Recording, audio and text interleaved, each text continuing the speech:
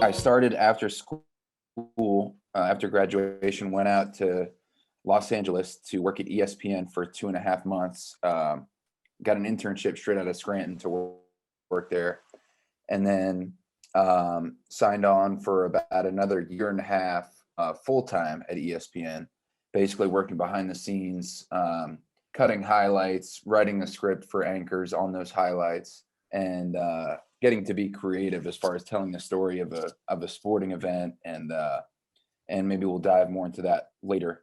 And then, so after 2 years at ESPN, I left there, moved out to Casper, Wyoming, the middle of Wyoming, the least populated state in the country, to pursue an on-camera career in sports. And that was a great decision. Wyoming is amazing, and a lot of fun experiences there. And then fast forward a couple years in Wyoming, and now I've been in Medford, Oregon for almost a year, 10 months, the evening news anchor and sports director at a local station here. So that's the quick career summary there. I don't know if I really knew what I wanted to do, and then it seemed like, I chose the journalism and electronic media major with the broadcast concentration at the time. And I tried radio, WUSR, and I tried the Aquinas, which I did all throughout all 4 years. I did the radio for 1 year, and I didn't like that as much. I mean, I respected it, but it didn't, I don't know, for some reason maybe it's because the quality of my voice isn't quite what you need. I mean, my voice is okay, but it's not, and then people would always joke, you have a face for radio, which is one of the big jokes, and then you could have a voice for newspaper, so it could even go lower. But I tried the Aquinas, WUSR, and RTN, stuck with the Aquinas and RTN for 4 years. So I went in with that thought that would be my major, and I started off with that major and sampled the 3 different media that I thought would be a possibility.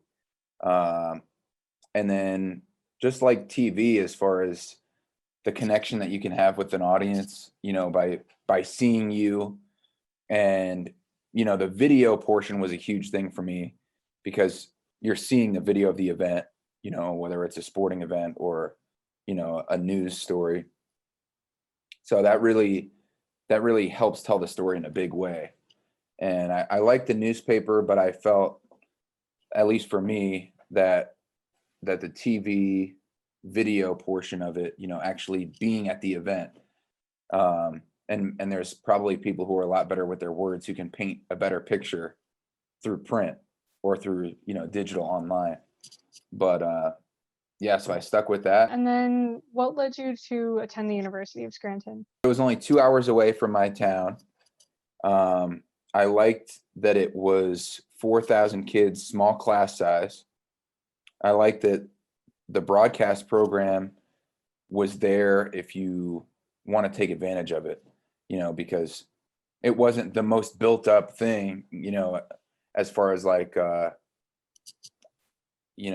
I looked at a few other schools that had a more established program, I would say, or more involved, more students were a part of it, and teacher oversight and all that. But I said, you don't really need that. I mean, we had all the equipment there. We had the Aquinas, which plenty of kids were involved in. I mean, I think when I was there, it was between 20 and 30, probably 30 kids, as far as the editors and all the writers. And you had the budget and the ways to make that happen. Then you had the TV station with the awesome studio, just because not that many kids were taking advantage of it. I said, that doesn't matter to me. I can take advantage of it. If we have the equipment. We had Professor Holmes at the time, who you probably don't know, but she was a great guiding force, and she would always come in late at night or on the weekends to help us with broadcasts and sporting events in the Long Center. And so I said, well, and the radio was there, and you can have your own radio show. So I said, oh, this is perfect. Small class size. It's it's in a great, proximity to home, 2 hours where I can go home if I need to, but my parents aren't going to be dropping by with lunch on a Saturday when I'm trying to wake up. And so it was a good location. I really liked the campus. The communication professors and teachers I could tell they were energized and excited about the students. All the equipment was there, and there were sports teams to cover. And so it seemed like a good option. And that's one of the Mhm. great things about Scranton that I think, and I'm sure you've heard this and probably said it to other younger students, is life and college are what you make of it. I mean, if you're going to sit and say, here's this great facility for radio, newspaper, and TV. Oh man, I never walked over there. I'm a broadcast student. I never walked over there. I never got involved. Well, why would you do that? Yeah. Why would you be involved in broadcast? I mean, I always thought, and probably some of my professors would hate to hear this, but the extracurriculars were my number one focus, at least in our field. I mean, I spent a lot of time working on the newspaper, working on TV for 4 years, especially the last 2 years, where I was the sports editor at the newspaper and then as a senior editor in chief of the newspaper. And for the last 2 years at RTN, I was executive producer, just trying to get people to do shows and open it up to as many people as possible and encourage them to do this and tell them it's easy. All you have to do is, there's no, I mean, what's the gimmick? You just get on TV, have a show for free. You probably won't get another chance to do this. And so I was like, well, I'm a self-starter. I don't need, a professor to drag me by the hand into the communications wing. If you have that, Scranton's a great place. I mean, it's not a Syracuse or it's not an Arizona where you have these broadcast schools dedicated to that. But at the same time, you learn and develop that hunger or further move along your hunger and your drive when you come from an underdog school like Scranton School, because it's a small Division III, 4,000 students, and you have all the opportunities in front of you because of the equipment, the sporting events to broadcast or news to cover if you want to make it. And I think that's what our professors put in us, like Dr. Pavlik, going out on the Dion Green or walking around, get a story, interview somebody, get a story, and it makes you, um, develop that fire where it's like, oh, why do I need news station level? I mean, it really is a news station level at Scranton, and I know you guys got a new revamp of the studio and all that. But as long as the equipment works, we have the ability to shoot stuff, edit it, and put it out there. And you have the ability to decide yourself if you want to make that happen. Don't get me wrong, there were times when I didn't always want to work that hard, but I think for the most part, it was like, what can I get out of this incredible opportunity that we have in front of us? And so many people say it's learning how to learn in Mhm. college, which I think a lot of our sorry, I'm throwing treats at the dog. That's A lot okay. of the comm professors would also say, especially since comm is kind of a more of a general study a lot of times, or comm ethics or comm Mhm. 101 with Dr. Reevy, and learning how to learn or learning how to critically think as far as just like, let's say when I was at ESPN, as far as highlights, looking at a play or looking at a theme and being able to say, oh, let's turn this into something entertaining, or this can be a story. Like Dr. Pavlik, I was talking about interviewing people just walking along campus. What's the interesting thing about this person? Or, how can we turn this into a story? And use that every single day in the actual field. So, and I'm sure in other careers you would develop that part of your brain and use that, even if you didn't do comm, if you learn how to think in that way and you care about what you're doing, that's a great combination. And if you care about learning and improving, that's a really nice try. Thank you. And then, what are maybe some funny stories that you have from your time at the university? As far as in the comm field, Yeah, you could do in the comm oh, I have a field, you funny, could I have do a just funny campus story. life. I Okay. have a funny story. So it was parade day, and and we also were hosting uh, the Elite Eight of the women's college basketball tournament for Division III, and I had friends visiting, And I said, hey guys, I know it's parade day.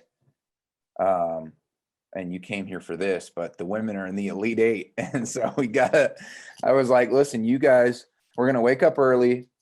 We'll have a couple of drinks, not go crazy. I said, you guys can go crazier than me because I have to broadcast the game. And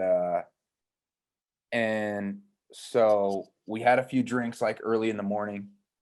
Everybody took a nap and they kept napping. And I went to the women's game, and it was in the Long Center. And I watched back the tape and realized how enthusiastic I was and couldn't figure out if it was still the one or two drinks that I had from taking the nap, um, or if it was because the women were in the Elite Eight, or if it was a combination. And I know how much I drank, so I wasn't worried that anything bad would happen.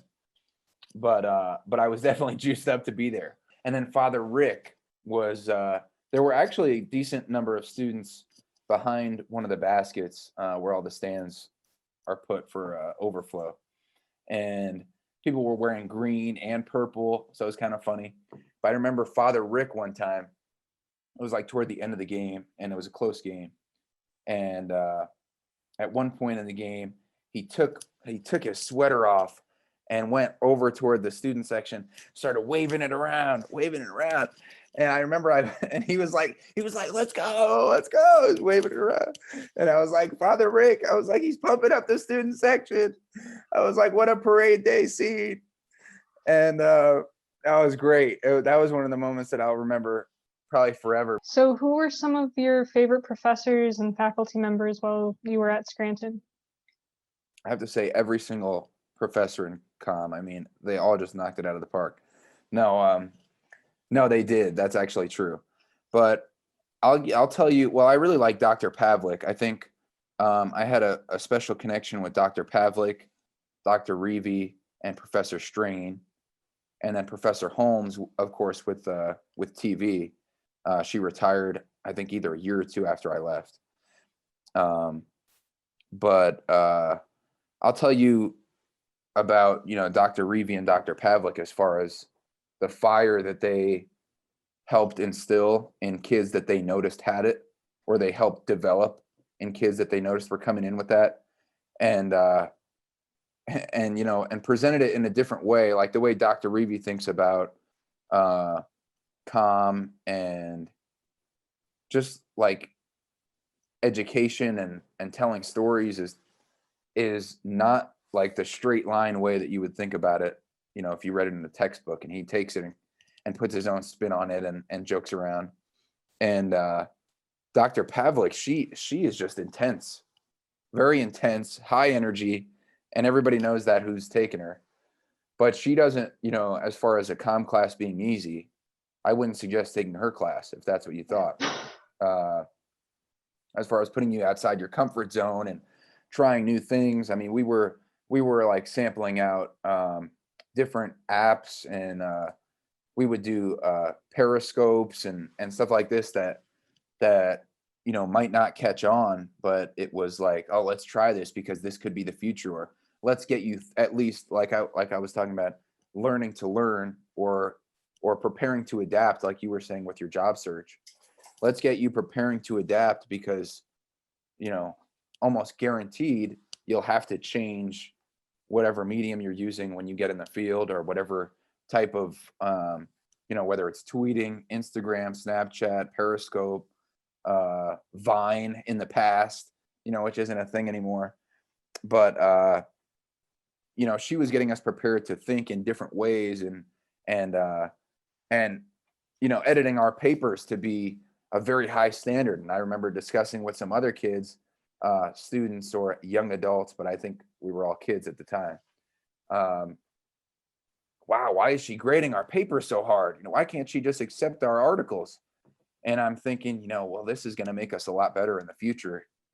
Our grade right now isn't as important as our development. And then the most unexpected professor who I really enjoyed, because he wasn't exactly writing or broadcast or comm that Dr. Reevy and Dr. Pavlik were, and that was Professor Strain. And I remember I was so nervous for the art of the pitch class. So I'll give you like a little synopsis of it. And and you basically, I mean, it's developing your speech, uh, or doing a debate in the class, which was also I was worried about. Um, but when you step out of that comfort zone, like what Dr. Pavlik was having us do with a bunch of her things, that's when a lot of the big time growth happens.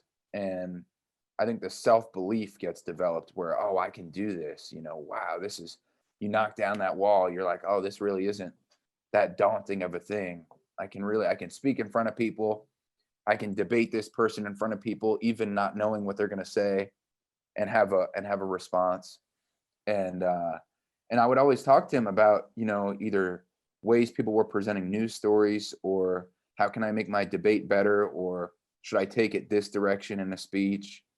And and knowing that you can be creative and go out on a limb, he instilled that confidence in us to be able to go out on a limb and try it and see where we could go with it, and trust ourselves, and try to think of something in a different way, get inside the mind of somebody else, where if you're in the audience, and how would you perceive this, or how are you going to get somebody to be on your side, how are you going to be entertaining and engaging to make this person want to, and that could be the same thing for you guys, make this person want to read your story, listen to your broadcast.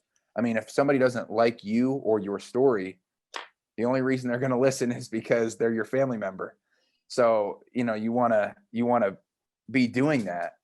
And so that was kind of unexpected. And he always would be fair, I thought, as far as grading people's assignments, and that brutal honesty was great. And Dr. Pavlik and Dr. Reevy were the same way as far as the honesty. And I think that was a big thing, where we're not here to just pat you on the back. We actually care about you, and so we're going to tell you the truth, and we're going to tell you where you did well, and probably more often than not where you can improve. And and Professor Strain would do that in front of everybody. A lot of times, or he would ask follow-up questions that put you on the spot again. But you're going to be put on the spot in life. I didn't know that ESPN was going to, I mean, I didn't know anyone at ESPN. I just applied, and I later found out, what long odds it was to get that internship. And I was like, oh, everybody's from Ohio State, from Penn State, Michigan, Syracuse, Arizona. And I said, but I got all these opportunities to prove what I could do at Scranton, to be competitive with these people. But at Scranton, I got to be at a higher level as far as the position, like editor in chief of the newspaper and executive producer. Here goes my dog. An executive producer at RTN.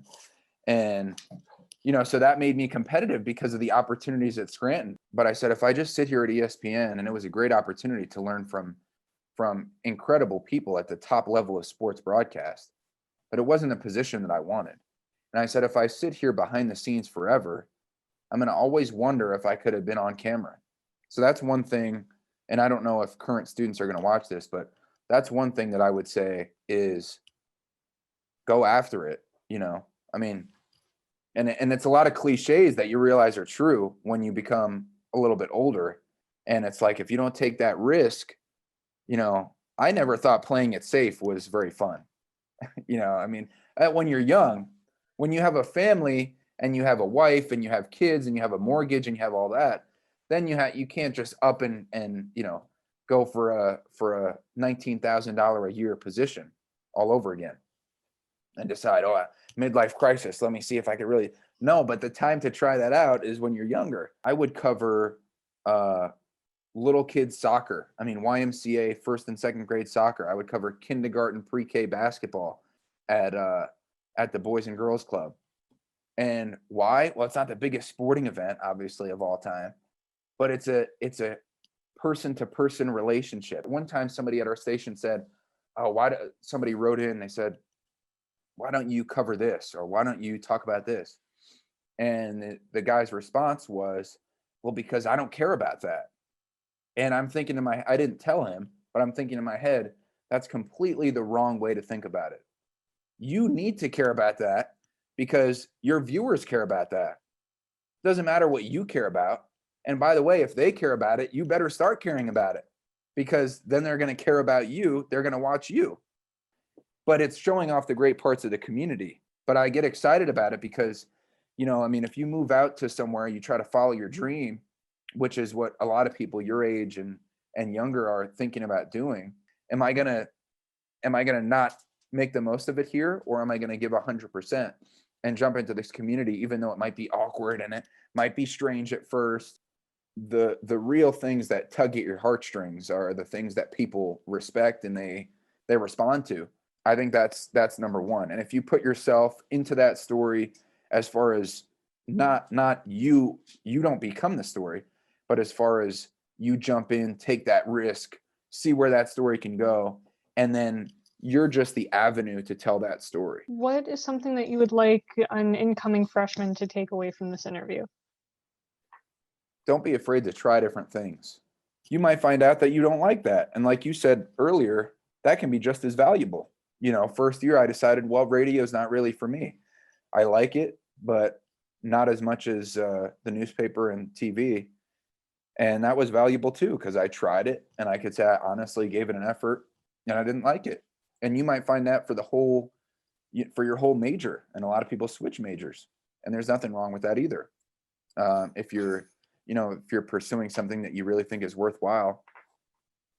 And I would also say, so don't be afraid to take risks and try something. That's what you're here for. You're here to find out what you're going to do for your career. And then the second thing is, give it a good effort, give it an honest effort. So take that chance, try out different things, give it a good effort, and then decide, when this major turns into a career, do I think I'll be fulfilled? And be open to learning things. That's one of the great things. You're there to learn. You're going to learn a lot about yourself socially or personally through all the people you're going to be with, or on the weekends, or whatever crowd you're going to run with, and you're going to learn a lot about your profession. So there's a great opportunity to learn.